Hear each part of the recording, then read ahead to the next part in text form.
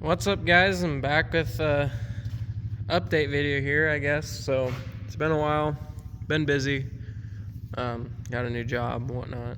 Anyways, doesn't matter. I got some bone stocks in the shop, which I'm willing to show the bone stock stuff. Can't really show the old limited welds, but I'm gonna give you a little update on the limited welds. So we ran the limited weld team show at Cornhusker Chaos 2024. We tried our first new Ford and it did surprisingly well. Just had some ball joint issues. We're switching ball joint manufacturers now because we were not impressed. And then I ran an LTD just like what Rylan did. You know, cool stuff. I ended up breaking a rotor pretty early on in the finals.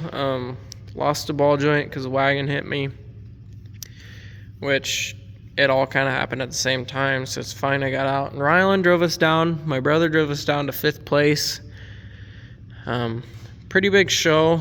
Got us a little bit of change to make it worth time and whatnot, but yeah. So anyways, not going to show much on the limited welds because, you know, tips, secrets, you know, all that stuff. Got to keep our edge up on the game. But anyways, I've got the old 7-day Cornhusker Chaos build, which I think we did it under 7 days, but I got it back in the shop now. Right now I've got 715s up front, not running them. I'm going to be running some small, like 14-inch straight tread style tires, but I've got to replace the spindle. I'm going to be throwing some 80s Vic uppers on it, redoing my arm chains and whatnot.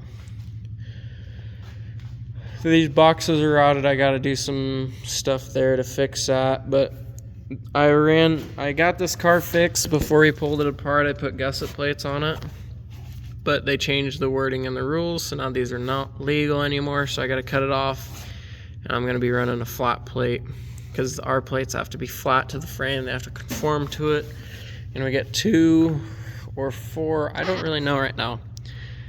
I'm going to be plating it there, and then I've got my side rail where it kinked when I tilted it. I've got a plate down there, and we're now allowed down bars to the frame, so I'm going to be running a down bar to the frame right at this door seam directly down because that's as far forward as I can go, and that kind of helps tie everything together. But as you can see, this duo car, it's missing a seat here. I'm converting it to a single driver car because I don't know, I just don't want to run a dual car anymore. I want to drive it as my own car. I feel like I can compete better in the summer, being that all the bone stocks run together. So this is a homemade tranny cooler. We build tranny coolers, doubles and singles, but this is not one of them. This is kind of a homemade, kind of thrown together contraption, but I'll get to the tranny later, and that explains why I'm not going to put one of my good tranny coolers in it. But anyways, I pulled the icebox tranny cooler out of it, just got it like a 5-gallon fuel cell in there, my little clicky-clacky fuel pump. I moved it from underneath the center bar to over here, and put a battery box down here instead of running the single battery up there. I gotta build me a steering column yet. I'm gonna end up putting a Ford 9-inch under it. Ford 9-inch with 514 gears. I'm gonna be running a pinion brake, kind of a homemade, cobbled together, just spare parts we got right now. So, because I don't want to run these 280 whatever gears are in it. And we've got a lot of Ford 9-inches due to our old iron Ford stash. And I pulled these pedals out of the one side. I'm going to cut them off the plate and move them to where it's more comfortable because they're pretty close right now. But that'll go in there. Not much trunk work. Trunk pulled up pretty dang good. Just running it started rolling. I might run some 9-wire to the back or to the roof or whatnot to keep it folding, but that works. I've got some 23s I'm going to run on the back. They're pretty bald, so it's going to help with my trans temperature, which I'm going to kind of explain here in a second. So I've got my tranny that I ran in my last bone stock car. It would have been my, well, not my caddy, but my car prior to that. It was a team car. And I hit and I shattered the bell housing, and I've borrowed my buddy's Ultra Bell here, and I cut the bell housing off. I just kind of eyeballed it and just cut it roughly, rough cut it, test fit, cut some more off, you know, the whole 9 yards, whatnot. But I'm gonna be running this, see if it works, and running an Ultra Bell. I can't run a stock diameter converter, so I've got my 3600 stall that come out of one of the trucks when it broke, and it's chewed up a little bit, but just a little chattering around here. But I'm gonna try it because I got it. I'm not gonna put it in a good tranny, and bone stocks is pretty easy to pull motor tranny because it's just bolted in there. So I'm gonna be running that in this tranny, and that's why I'm running that kind of homemade thrown together tranny cooler, because if it ruins it, it's not a huge loss, because I didn't pay for the cooler itself.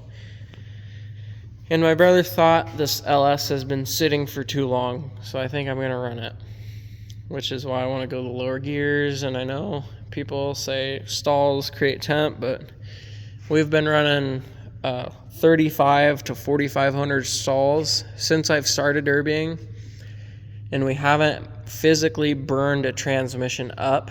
We've only had mechanical failures with our transmissions, like breaking the case, or I had a warped brace in my truck, which caused me to ruin the cases themselves.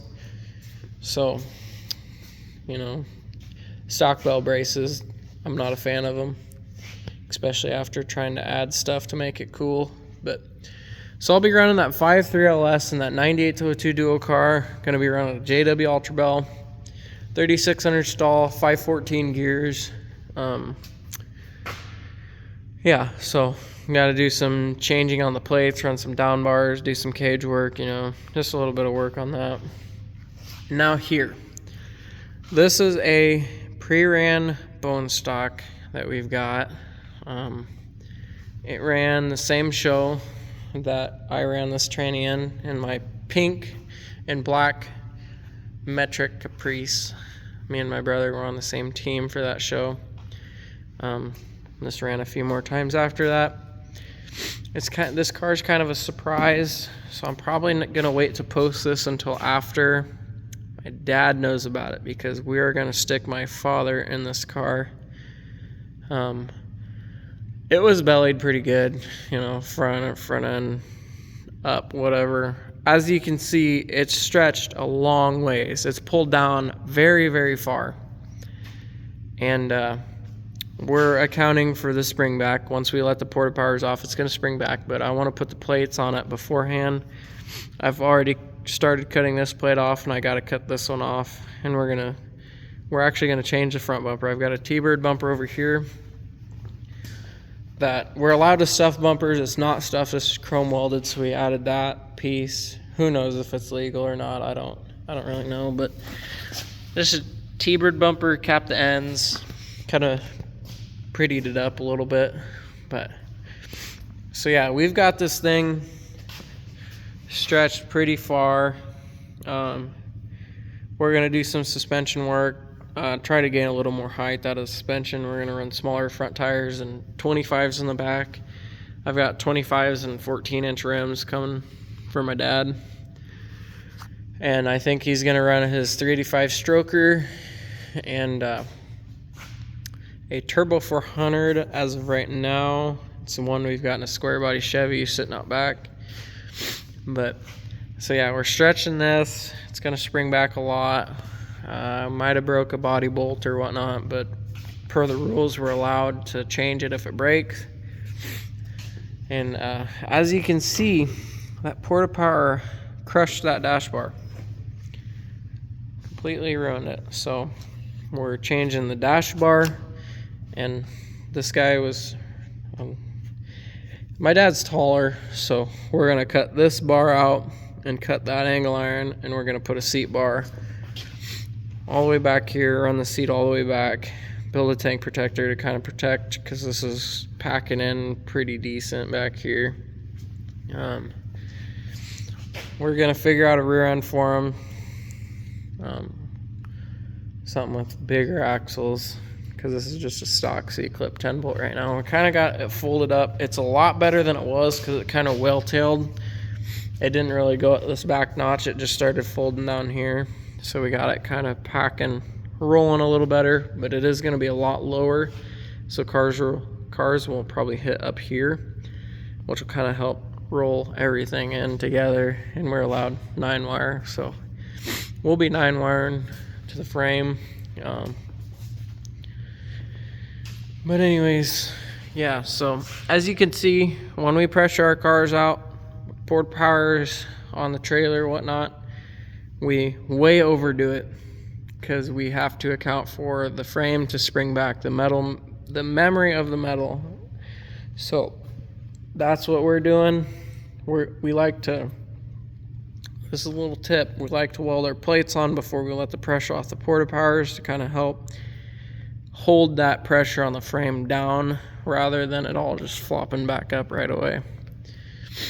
But kind of got out of my dad because this is kind of a surprise for him. Got out of my dad that he liked these headers. I've got these they're 5-inch chrome headers with big weather lids, kind of old school, but I've got these ones here. They're pretty crappy. Flanges are bent. The weather lids, rain caps, whatever you want to call them, they're not very good. So I bought some 3/8 flanges. I'm going to put new flanges on it, throw nice chrome weather lids on it, polish them up a little bit, make them shiny, make them look good. I'm going to give them to him so he can run them. He kind of helped us get us a start to this whole derbying thing, and without him, you know, we wouldn't be where we are today. So we kind of got to pay it back to him, and we just thought, what a better way to do it than kind of throw a car together for him. Because I actually started derbying before, well, bought cars and trucks and whatnot before any of my family members have ever derbied. And when I bought in, my brother Rylan, he bought in, and then a few shows later we kind of cobbled together a pickup for my dad to run because we started in trucks, and he never really had good luck with it. So we'd kind of like, I know this is a pre-ran car, but it's max plates. It's kind of, you know, give him something good to start with. We want to try to kind of give him a good, decent car. He had a bone stock, but didn't have too much good luck with it. But so we kind of started switching over. Instead of just running normal HEI, we've been switching over to running MSD boxes. I've got a 6AL2 box in that car, and my brother's got a 6AL box, and I think we're gonna get him an MSD box for this car. Set him a rev limiter at, like, you know, 8,000, 7,500, you know, because he likes to hold her wide open. So get that going for him so I can finally see him run again. And my bone stock over there, I'm gonna end up trying to run a show with my dad, so I can kind of watch out for him, and if anybody hits him, I'm gonna make sure they know not to do it again. But that's kind of a little update here. I'm gonna try to do one because I don't care. I'm not hiding nothing on these bone stocks, so I'm gonna try and show as much as I can, if I remember, on these cars, because bone stock can't really do much to them. So I'll try and keep you guys updated because I haven't been posting, been busy building limited welds and doing other stuff. But yeah, so I hope you guys like this this video. I kind of try to go a little bit more in depth than normal. If you guys want to see anything else on these cars, which maybe by the time that you see this video, there's going to be a lot more done to these, hopefully. But anyways, Hope you guys liked the video, so please like, subscribe, and comment down below what you want to see more of. Thanks.